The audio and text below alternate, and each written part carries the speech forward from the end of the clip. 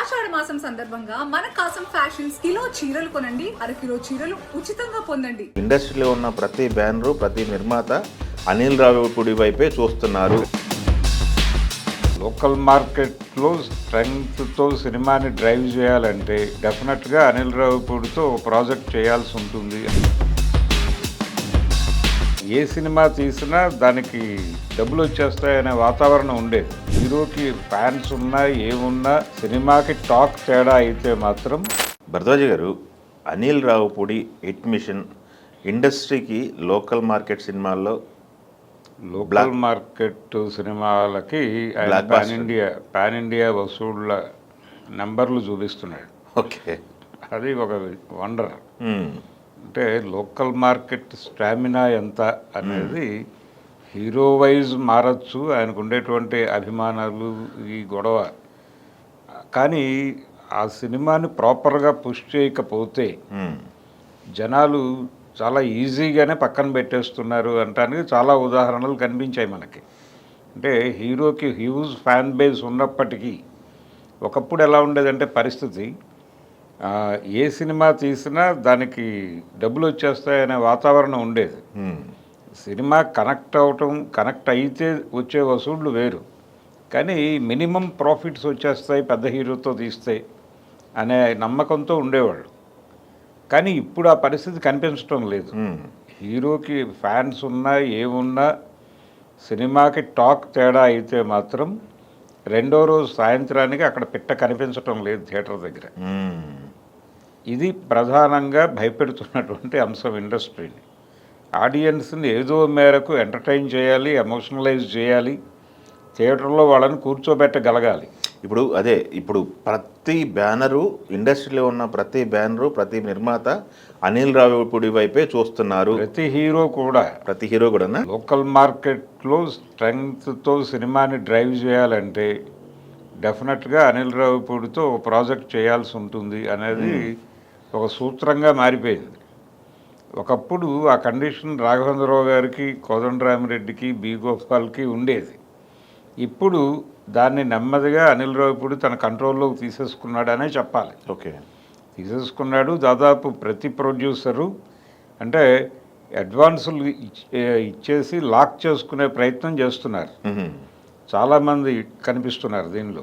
మణిశంకర్ వరప్రసాద్ గారి తర్వాత ప్రాజెక్టుకి ఆయన సతీష్ అడ్వాన్స్ ఇచ్చేసి ఉన్నాడు అనేది ఒక మాట మనం విన్నాం. అలాగే మైత్రి వాళ్ళ అడ్వాన్స్ ఉంది ఆయన దగ్గర అనేది వింటున్నాం. ఇంకా ఇప్పుడు ఇప్పుడు చిరంజీవి గారితో సినిమా చేస్తున్నాడు కేవీఎన్ ప్రొడక్షన్స్, వాళ్ళ అమౌంట్ కూడా ఉంది ఈయన దగ్గర. అంటే ఇది ఇలా ఒక హిట్ ఇచ్చినటువంటి డైరెక్టర్ వెనకాల ప్రొడ్యూసర్లు తిరగటం అనేది సహజమే. కానీ ఏ ప్రాజెక్టుకి ఏ హీరోని ఎంపిక చేసుకుంటాడు ఆయన అనేది కూడా కీలకంగా మారింది. అవును, ఇప్పుడు ఈ సంక్రాంతికి వచ్చే సినిమా ఒకటి ఉంది కదా, వెంకటేష్ గారు కళ్యాణ్ రామ్ది. ఈ 27 సంక్రాంతికి ఇది, 28 సంక్రాంతికి బాలకృష్ణ గారు మళ్ళీ రిపీట్ అని చెప్పేసి మాట్లాడుతున్నారు. బాలకృష్ణ గారు రిపీట్, అది బహుశా అది మళ్ళీ వీళ్ళకే కావచ్చు అండి, మైత్రికి కానీ లేకపోతే కేవీఎన్కో అవుతుంది. అదేలేండి. దిల్ రాజు గారు కూడా మళ్ళీ ఒకసారి అనిల్ దొరికితే బాగానే వెయిట్ చేస్తున్నారని చెప్పేసి అది ఒకటి ఉంది. అవును, ఆయనకి కూడా నిజానికి వాళ్ళ బ్యానర్లో వరుస ఇబ్బందికర సినిమాలు నడుస్తున్న టైంలో నిలబెట్టినటువంటి సినిమా సంక్రాంతికి వస్తున్నామే కదా ఆ రోజు, ఆ టైంలో. దాని ద్వారా మళ్ళీ అది సస్టైన్ అయింది. అలా ఈ సస్టైనబిలిటీ కోసం కూడా జనాలు ఆయన వెనకాల పడుతున్నారు. తను అంటే ఒక హోప్, పర్టికులర్గా సినిమాని ప్రమోషన్ దగ్గర నుంచి బాధ్యతగా చూసుకుంటాడు ప్రాజెక్ట్ని, వదిలిపెట్టేయకుండా. నిజానికి అందరు డైరెక్టర్ల మీద బాధ్యత భారం ఉంది ఇప్పుడు. అవును, డైరెక్టర్ల మీద ఎందుకు ఇంత ప్రెజర్ అంటే హీరోలు కూడా డైరెక్టర్లనే ప్రెజర్ చేస్తున్నారు ఇప్పుడు. చాలా సందర్భాల్లో ఇప్పుడు పాన్ ఇండియా ఎవరైనా సబ్జెక్ట్ పట్టుకెళ్తే మనం పాన్ ఇండియా మార్కెట్లోకి ఎంటర్ అవ్వాలనుకుంటున్నాం, దానికి తగినటువంటి కథలు కావాలి అని ప్రెజర్ పెడుతున్నారు. ఆ ప్రెజర్ లేకుండా తాను ఒక మార్కెట్కి సెట్ చేసేసుకున్నాడు ఈయన. అవును, సెట్ చేసుకుని నన్ను ఈ మార్కెట్లో నేను బిగ్ నెంబర్ క్రియేట్ చేస్తాను. అంటే ఇప్పుడు బయట వినపడుతుందంటే అనిల్తో ప్రాజెక్ట్ ఓకే అనిపించుకుంటే హీరోకి పెద్ద కష్టమే ఉండదు. అవును, ఆయన చెప్పింది బ్లైండ్గా ఫాలో అయితే చాలు, అంతే, బ్రెయిన్కి పెద్ద కష్టం పడాల్సిన అవసరం లేదు అనేది. అంటే అది ఒక నమ్మకం మీద ఫిక్స్ అయిపోతారు.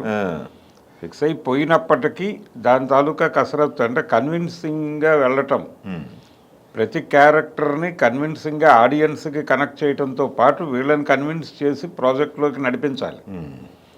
ఈ లెవెల్కి వెళ్ళాల్సి ఉంటుంది మీరు అనేది కూడా చెప్పి ప్రిపేర్ చేయాల్సి ఉంటుంది. అలా ప్రిపేర్ చేస్తున్నాడు ఆయన, వాళ్ళు సిద్ధపడుతున్నారు వినటానికి. కనుక ఈ మ్యూచువల్ అండర్స్టాండింగ్ ఉంది. పర్టికులర్గా లోకల్ మార్కెట్ మీద శ్రద్ధున్న ప్రతి హీరో ఈయనతో ఒక సినిమా అనేది ప్లాన్ చేస్తున్నారు. పర్టికులర్గా అనిల్ గారికి ఉన్నది ఏంటంటే ఆయనకంటూ ఒక ఇమేజ్ క్రియేట్ చేసుకున్నారు. అనిల్ సినిమా వస్తుందంటే ఫ్యామిలీ ఆడియన్స్ మొత్తం ఒకసారి లుక్ వేస్తారు, అవును అనేది సెట్ చేసుకున్నారు. అదే ఆడియన్ బేస్ ఒక ఆడియన్ బేస్ ఏర్పాటు చేసుకున్నాడు. కాబట్టి ఆయనకి ఈ భారం వలన ఏం జరుగుతుందంటే ప్రతిదీ కూడా మల్టీ స్టారర్గా నడపక తప్పని పరిస్థితి. అంటే హీరోల తాలూకా దీన్ని ఆయన సస్టైన్ చేసుకోవటానికి ఒక ప్రాజెక్ట్లో ఇద్దరు హీరోలని అలా వాంటెడ్గా నడుపుతున్నాడా అని అనిపిస్తోంది. ఇప్పుడు నెక్స్ట్ రాబోయే బాలకృష్ణ గారి సినిమాలో కూడా ఇంకెవరైనా కనిపించే అవకాశం ఉంది. ఓకే, ఒకవేళ బాలకృష్ణ సినిమానే నెక్స్ట్ సంక్రాంతికి అనుకుంటే ఇప్పుడు ఆయనతో మరొకసారి ఒక ప్రాజెక్ట్ చేసి తిరిగి సక్సెస్ బాటలోకి రావాలి అనుకుంటున్న హీరోల జాబితాలో కొణిదెల నాగబాబు గారి అబ్బాయి కూడా ఉన్నాడు, వరుణ్ తేజ్ కూడా ఉన్నాడు. ఇప్పుడు పటాస్ నుంచి చాలా గ్యాప్ ఇచ్చి కళ్యాణ్ రామ్ని తీసుకొచ్చారు ఇక్కడ. రేపు వరుణ్ తేజ్ని పట్టుకొచ్చినా ఆశ్చర్యం లేదు. ఇలా ఈ ప్రెజర్స్ నుంచి రిలీవ్ అవటం కోసం ప్రతిదీ ఆయన ఒక సెలబ్రేటివ్ మూడ్లో వెళ్ళిపోవడంతో పాటు దీని మీద ఇంకొక భారం పడుతుంది. అంటే రిపీట్ కాకూడదు, మళ్ళీ కంటెంట్ రిపీట్ అవుతోంది, ఇదే ధోరణి మూసలో వెళ్తున్నాడు అని అనిపిస్తే ఆయన ఒరిజినల్ మార్కెట్కి దెబ్బపడే అవకాశం ఉంది. కానీ ఎంత ఫన్ ఉన్నా కానీ వేరియేషన్ చూపిస్తున్నారుగా, ఆ వేరియేషన్ వెళ్ళాలి. ఎందుకంటే ఒక్కొక్క సినిమాకి ఇప్పుడు మహేష్ బాబుతో చేసిన సరిలేని మీకు ఎవరికి భగవంత్ కేసరికి డిఫరెన్స్ ఉంది సబ్జెక్ట్. అవును. తర్వాత వచ్చిన మనశంకర ప్రసాద్ గారు తర్వాత ఇప్పుడు మళ్ళీ ఇప్పుడు అంటే ఇవన్నీ మళ్ళీ ఒక జానర్ సినిమాలు అవుతాయి. కాబట్టి మళ్ళీ బాలకృష్ణ గారితో ఇంకొక వేరియేషన్లోకి వెళ్తాడు. అంటే ఈ వేరియేషన్ చూపించటానికి బిగ్ స్కేల్లో అవైలబుల్గా ఉన్న హీరో బాలకృష్ణ. మిగిలిన వాళ్ళతో ప్రయోగాలు చేయటం కొంచెం ఇబ్బంది. బాలకృష్ణతో ప్రాపర్గా నిజాయితీగా ఒక ప్రయోగం చేస్తే అది వెళ్తుంది జనంలోకి. ఆ కాన్ఫిడెన్స్ ఉంది ఆయనకి. అందుకని బహుశా దీని నుంచి వేరియేషన్ కోసం బాలకృష్ణ వైపు డ్రైవ్ వెళ్తుందేమో అని ఒక డౌట్.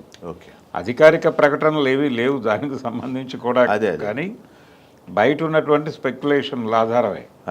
కాకపోతే మొత్తానికైతే ఒకటి అర్థమైంది, ఇండస్ట్రీ చూపు మొత్తం కూడా అనిల్ వైపు ఉంది. ఆయన కష్టం ఆయన పడుతున్నాడు. అదే వీళ్ళందరినీ అంటే ఒకేసారి ఒక 10 మంది అడ్వాన్సులు దగ్గర పెట్టుకునేటువంటి దర్శకుల గురించి మనం విన్నాం గతంలో. అప్పట్లో కోదండరామరెడ్డి గారు ఉండేవాళ్ళు, ఆయన ముందు జనరేషన్ దాసరి గారి దగ్గర అలాగే ఉండేవి. దాసరి గారు, రాఘవేంద్ర గారు, కోటి రామకృష్ణ గారు, అలా నడిచింది ఒక హవా. అది ఇప్పుడు ఈయన మీదుగా నడుస్తోంది, అనిల్ మీదుగా. అందుకనే ఆయనకు ఆ టైటిల్ ఇచ్చేసింది. రాజమౌళి గారికి కూడా ఆ టైటిల్ ఉంది, కానీ అది వేరు. ఆయన ప్రతి సినిమాకి ఆయన మార్క్ క్యాల్కులేషన్లో ఆయన వెళ్తాడు. ఆయన మార్కెట్, ఆ విస్తరణ, ఆ స్కీమ్లు, దాంతో ట్రావెల్ అవ్వటానికి ప్రిపేర్ అయ్యేటువంటి బడ్జెట్లు. ఆయన టైం పట్టింది కదా. ఆయన అసలు ముందు కేఎల్ నారాయణ గారిది ఎప్పుడు అనుకుంటున్నారు, ఎప్పుడో అడ్వాన్స్, ఇప్పుడు వచ్చింది ఆయన వంతు. ఈవెన్ దానయ్య గారిది కూడా అంతే కదా, రెగ్యులర్కి. అవును. అందుకని ఆయన దగ్గర ఒక 10 ఏళ్ల క్రితం ఉన్నవాళ్ళు కూడా ఇంకా వెయిటింగ్ బ్యాచ్ ఉంటే ఉండొచ్చు. అదే ఆ గొడవ వేరు. ఇది కూడా అసలు మిషన్ కాబట్టి ప్రాపర్గా ప్లాన్ చేసి ఆ టైంకి జనాల్ని అలా ఒక్కసారి ఎంటర్టైన్ చేసేస్తే సరిపోతుంది. ఆ మూడ్ సెట్ చేయటం అనే దాని మీద ఎక్కువ కాన్సన్ట్రేషన్. ఇది నిజానికి కమర్షియల్ ఏరియాలో పెద్ద సినిమాలు చేయడానికి అవకాశం రాలేదు, కానీ జంజాల గారికి చంటబ్బాయి తప్ప బాలకృష్ణ గారితో సీతారామ కళ్యాణం అనే హిట్ కొట్టాడు ఆయన. కానీ కమర్షియల్ ఏరియాలో ఆయన ఎక్కువ నిలబడలేదు. ఆయన దూరంలో సినిమాలు చేసుకుంటూ వెళ్ళాడు. కొంచెం అదే ట్రెండ్ని ఈయన కమర్షియల్ మీటర్లోకి లాక్కొచ్చి నడుపుతున్నాడు. అవును, అంకెలు చూపించగలుగుతున్నారు. అంకెలు చూపించటమే కదా ఇప్పుడు కావాల్సింది. అందుకని ఈయన మీద వాళ్ళందరి ఇన్ఫ్లుయెన్స్లు ఉన్నాయి. అది మొన్న ఈ ప్రమోషనల్ వ్యవహారంలో మనకి ఓపెన్గానే చెప్పేసుకున్నాడు ఆయన. పాతేసి తలల వరకు పాతేసి ఆయన చెప్పేసుకున్నాడు, నా మీద వీళ్ళందరూ ట్రావెల్ ఉంది. కాబట్టి ప్రతి సినిమాకి ఒక క్యూరియాసిటీ, ఏం చేస్తాడు నెక్స్ట్ అని, ఏం చేస్తాడు, ఎక్కడ ఆడిస్తాడు వీళ్ళని తీసుకెళ్ళి అనేది ఒక క్యూరియాసిటీ జనరేట్ చేయగలుగుతున్నాడు. ఓకే, ఆ కాంబినేషన్ సెట్ చేయడం కూడా ఇప్పుడు చిరంజీవి వెంకటేష్ని పట్టుకురావటం అనేది దానికి అదే ఒక అడ్వాంటేజ్గా మారింది ఆ ప్రాజెక్ట్కి. ఇప్పుడు ఈ సినిమాకి కూడా అంతే. వెంకటేష్ని కళ్యాణ్ రామ్ని పట్టుకు రావటం వలన దానికి అదే ఒక ఇమేజ్ సెట్ చేసుకుంటుంది.